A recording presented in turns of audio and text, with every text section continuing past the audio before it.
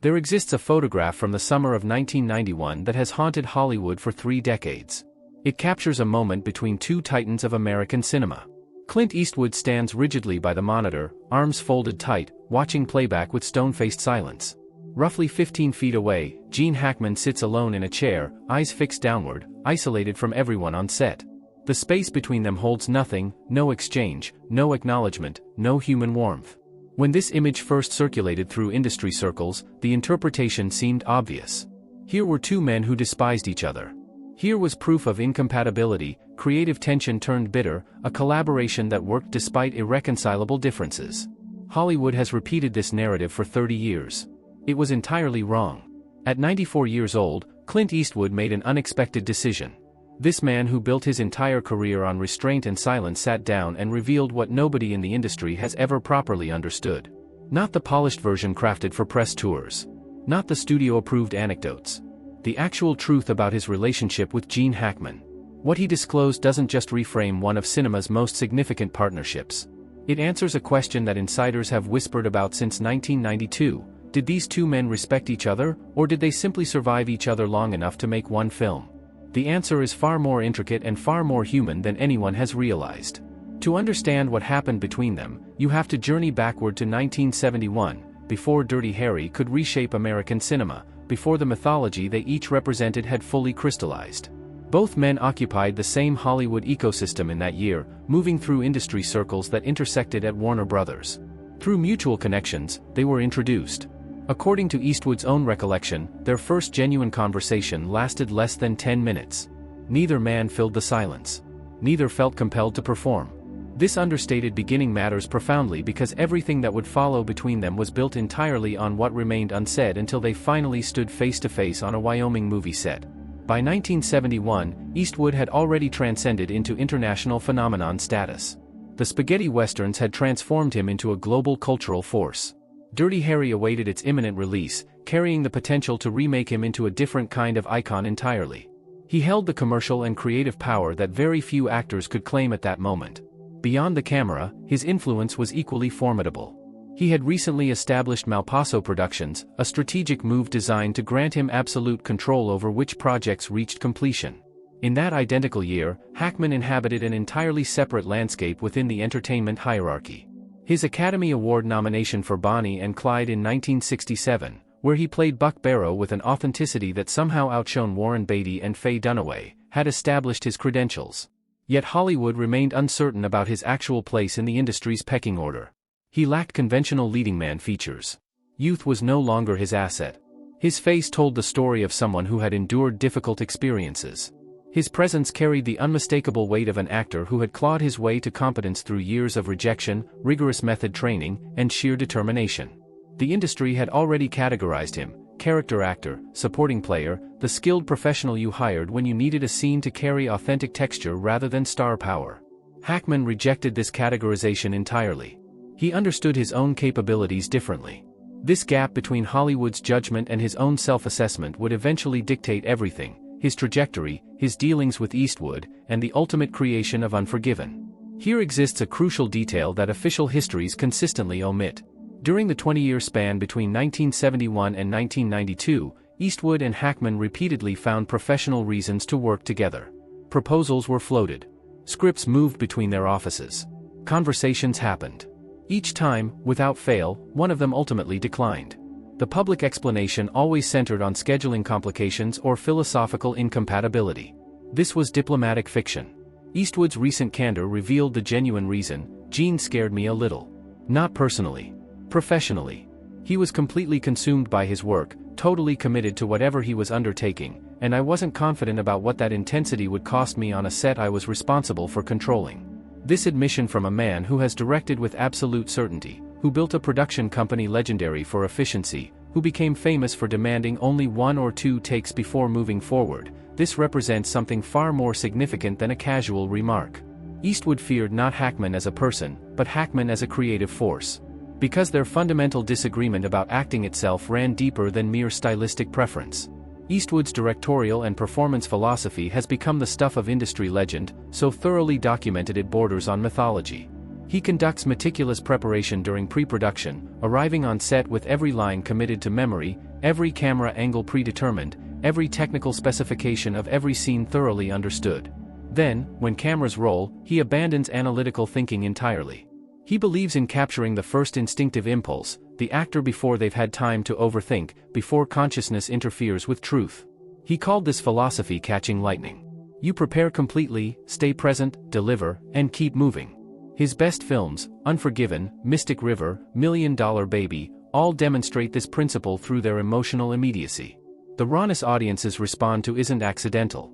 It's the direct result of someone who understands that the fifth take inevitably contains less authenticity than the first, that excessive preparation transforms spontaneity into calculation. Hackman operated from an almost opposite starting point. He was an architect of character.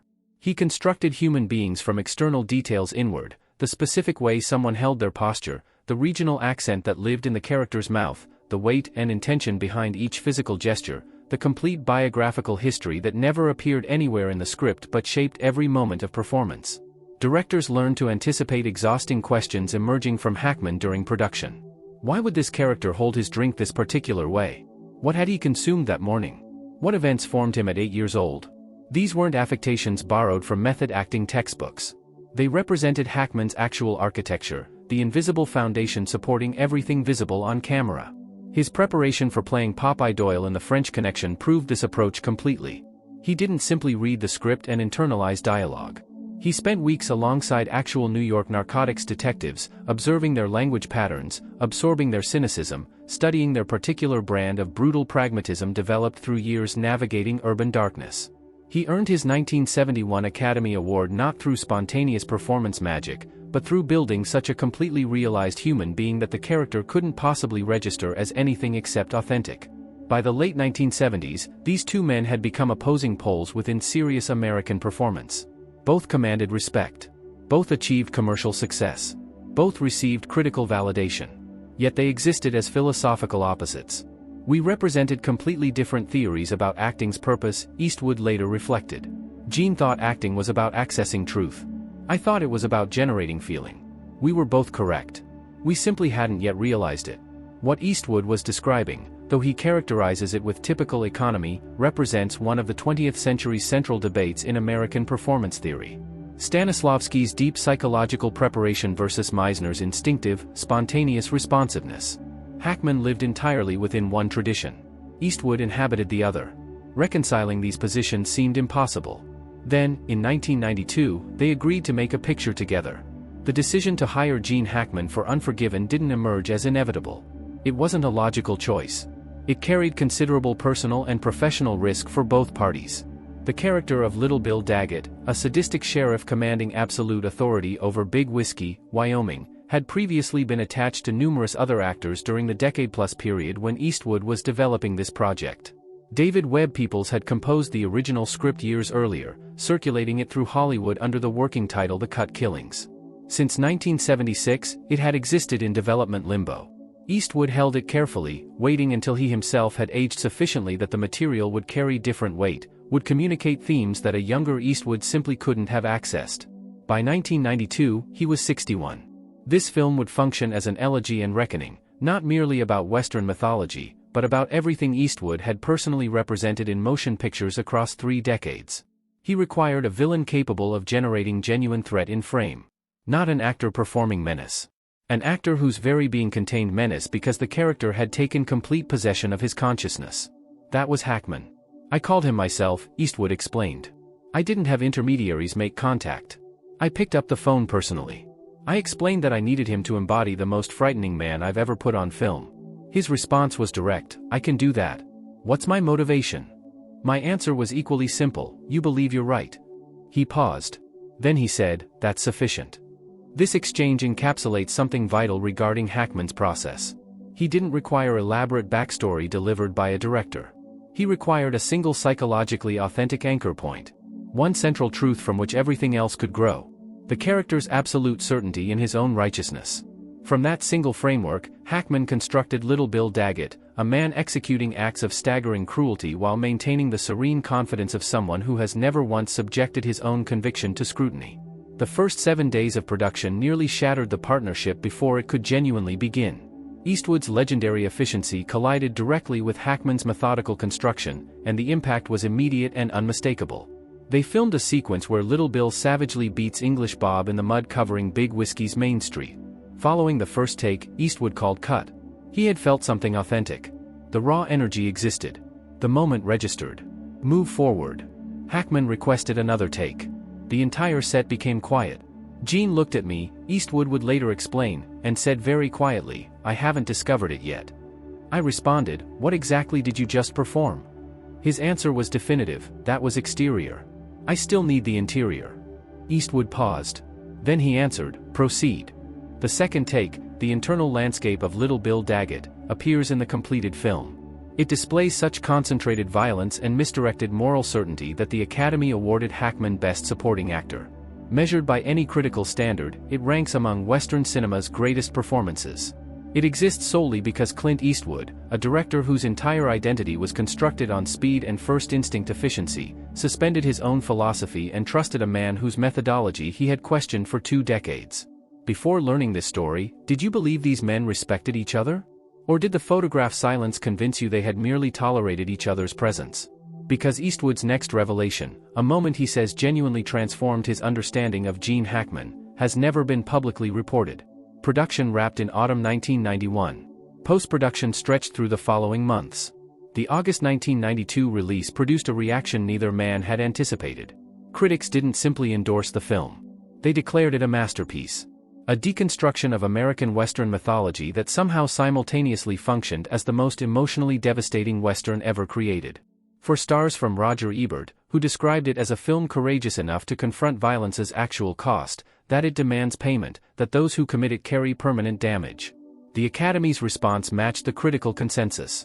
Unforgiven claimed 4 Oscars, Best Picture, Best Director for Eastwood, Best Supporting Actor for Hackman. A complete vindication that 2 artists with contradictory creative approaches could produce something neither could have created independently. Immediately following this triumph, Eastwood maintained characteristic silence publicly. Interviews remained terse. He praised the ensemble generically. He deflected personal inquiries. He proceeded to his next project. Hackman followed the same pattern. The private dimensions of their collaboration remained concealed. The photograph continued circulating, its misinterpretation persisting unchallenged. Then Eastwood spoke at 94. His account didn't concern Oscars. It didn't reference box office numbers. It avoided discussing legacy or cinema history's judgment. It concerned a single evening near production's conclusion, following an especially demanding shoot day. The crew had finished. Most people retreated to accommodations. Hackman and Eastwood discovered themselves alone at the set's perimeter. The reconstructed western town built in Wyoming. Sitting on a fence rail. Observing light disappearing from the sky. He remained silent for considerable time, Eastwood recalled. Then he spoke, "You know what I genuinely admire in you? You've never attempted to impress anyone." I experienced uncertainty about how to respond. So I answered, "You know what I genuinely admire in you? You never stopped trying." He regarded me momentarily. Then he laughed, really laughed. The first time I'd ever heard him express that. I recognized something then. There existed the actual man. The person beneath everything else.